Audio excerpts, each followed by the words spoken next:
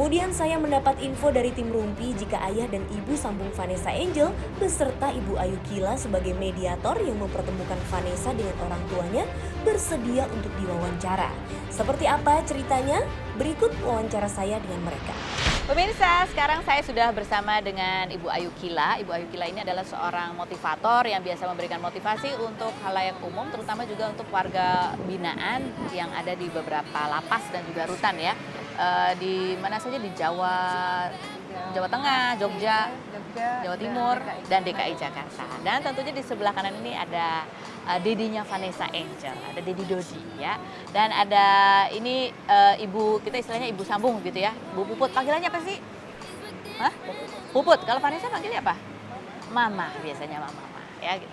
Kita akan berbincang-bincang karena kemarin juga kita lihat akhirnya Dedi bertemu dengan Vanessa Angel. Kita pengen tahu sebetulnya ada apa sih, kenapa sih Dedi lama begitu, apa yang berkecamuk dalam benak Dedi sampai menunggu waktu beberapa lama sebelum akhirnya bertemu dan apa yang terjadi. Kita ke Ibu Ayu Kila dulu gitu ya. Ibu Ayu Kila, saya sering lihat Bu Ayu Kila bercerita bahwa Ibu Ayu memang beberapa kali pernah bertemu dengan Vanessa. Cerita dong Bu Ayu. Pertemuan pertama kali dengan Vanessa Angel itu adalah di tahanan Polda ya? Iya, tahanan Polda. Waktu Ibu Ayu pertama kali lihat sosok Vanessa Angel, apa yang Ibu lihat? dia bukan seperti seorang artis ya. Bukan seperti seorang artis. Setahu saya kalau artis itu cantik, bersih gitu ya, dengan baju yang bersih lah gitu. Tapi setelah saya melihat seorang Vanessa Angel, saya kaget. Ini artisnya gitu. Kenapa? Karena kondisi yang seperti kayak nenek-nenek gitu, rambutnya yang gimbal, tebel, terus kurus, kusam gitu. Saya nggak menyangka bahwa ini adalah seorang Vanessa Angel. Itu fisiknya. Kalau secara ketika Ibu pertama kali berkomunikasi itu apa yang dikomunikasikan? Waktu itu komunikasinya yang pertama ya merasa dengan masalah yang dihadapi seperti... Enggak, Ibu ngomong apa? Pertama kali ke Vanessa nih, Ibu ngomong apa? Saya Ayu Kila ini, aku dari Gafra Mandiri yang udah diberikan surat tugas untuk melihat kasus Vanessa Angel ini, kenapa sampai akhirnya harus mau bunuh diri seperti itu. Dia mau bunuh diri waktu itu. Apa Ada ya? keterputusasaan ya dari Vanessa Angel Waktu itu? Iya. Vanessa bilang apa? Saya udah stres Bu, saya udah mau mati aja lah, udah nggak berguna hidup saya. Terus ada ngomong tuh dengan emosi, dengan sedih atau nggak ada ekspresi? Nangis. 1,5 jam waktu kita diberikan sangat berlebihan waktu itu, nangis. Akhirnya dia merasa pengen memeluk seseorang dan saat itu ada saya. Ini yang membuat saya untuk susah untuk jauh dari Vanessa Angel karena memang pada waktu itu dia butuh seorang teman. Apa yang terjadi pada saat saya baca berita bahwa dia sempat keluar memeluk Ibu? Iya, dia pertama kali 1,5 jam itu terakhir kalinya dia memeluk saya dengan berat sekali, nangis. Saya biarkan dia menangis di pundak saya merasakan saya seorang ibu juga, apa yang dia rasakan saat itu. Ya pertama dia kangen sekali sama dedinya waktu itu. Dia bilang? pengen sekali peluk dedinya gitu, karena di situ saat itu nggak ada, yang ada saya secara pribadi, dia peluk saya lama sekali. Lama sekali memeluk. Karena ada perasaan yang saya tinggalkan pun di depan penyidik juga memeluk saya lagi. Rasa berat sekali. Akhirnya saya berusaha mencari siapa dedinya Vanessa Angel. Nah, kita sekarang ke Dedi. Ini banyak yang bertanya-tanya. Orang selalu berpikir, ini Dedinya kemana sih gitu.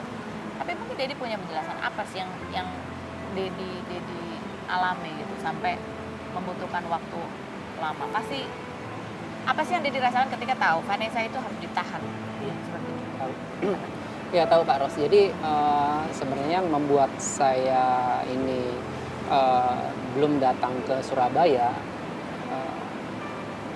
saya berpikir serba salah bagi diri saya.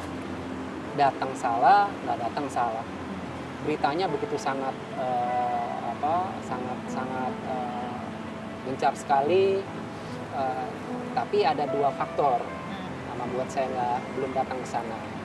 Faktor yang pertama itu kalau saya boleh flashback, setelah dia ditetapkan sebagai tersangka waktu di Jakarta, saya dan mamanya sudah ingin ketemu kan. Saya udah ingin ketemu, udah janjian, saya sudah mau jemput di Halim pada saat itu. Tapi last minute dia SMS, dia beritahu ke Jen beritahu ke saya. Jadi Vanessa belum siap untuk ketemu Dedi.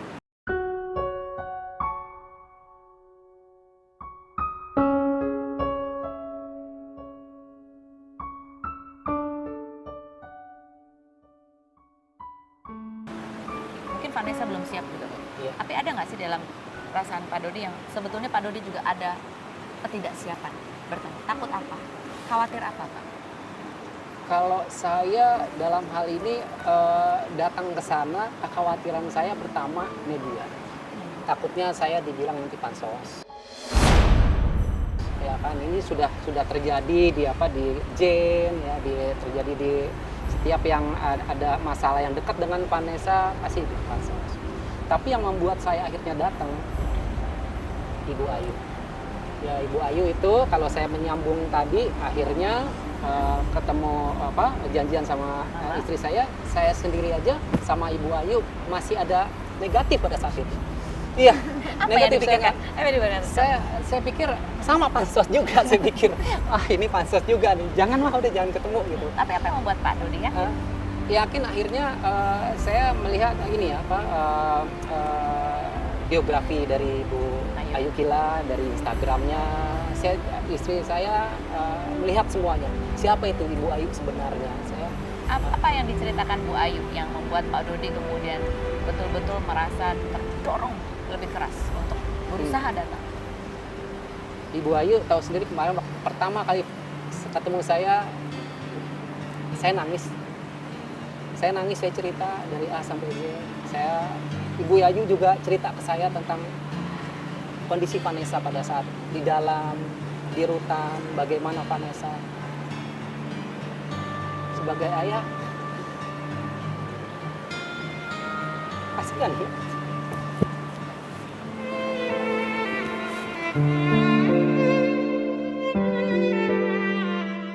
Saya sedih tapi nggak ada yang memfasilitasi saya ke sana, nggak ada.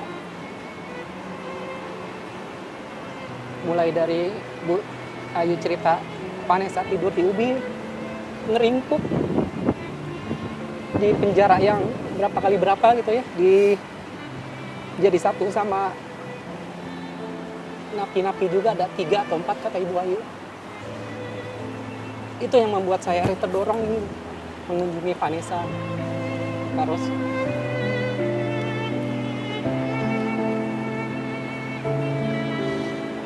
Akhirnya Pak Dodi ketemu Ya alhamdulillah dan berpelukan.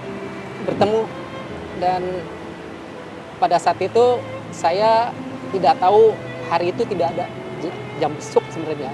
Saya bisa ketemu Vanessa dan Vanessa juga kaget ketemu saya, dan ya Karos bisa lihat di video itu kita berpelukan. Dia nangis ke saya, dia bilang dia udah nggak betah.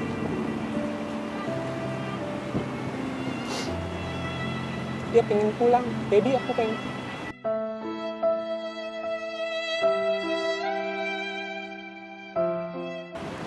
Saya elus dadanya.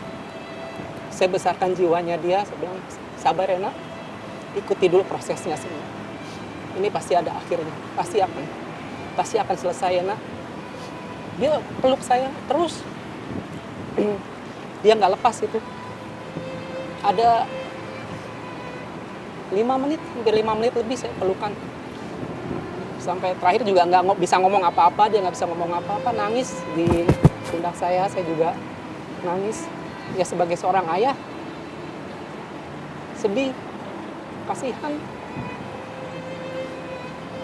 Dia nggak nyangka ini terjadi sama Vanessa Karos. Apa yang ada di benak Bapak pada saat 5 menit memeluk Vanessa? Pingin kembali ke masa-masa yang dulu. Sama-sama. Masa-masa pada saat dia masih sama saya, masih sekolah model, sekolah acting, sekolah presenter, masih sama-sama saya, masih nyanyi, masih main gitar. syuting saya antar, kita selalu tidur di kamar berdua, makan bersama selayaknya keluarga. Walaupun pada saat itu saya belum punya istri, tapi saya single parents. Itu yang saya rasakan. Saya ingin balik ke masa-masa yang dulu, Aros. Itu yang ada di hati saya. Kalau misalnya suatu hari diberi kesempatan nih, Pak Dodi bisa memutar waktu, adakah sesuatu yang Pak Dodi akan lakukan secara berbeda? Yang menurut Pak Dodi mungkin itu akan lebih melegakan Pak? Adakah? Ada.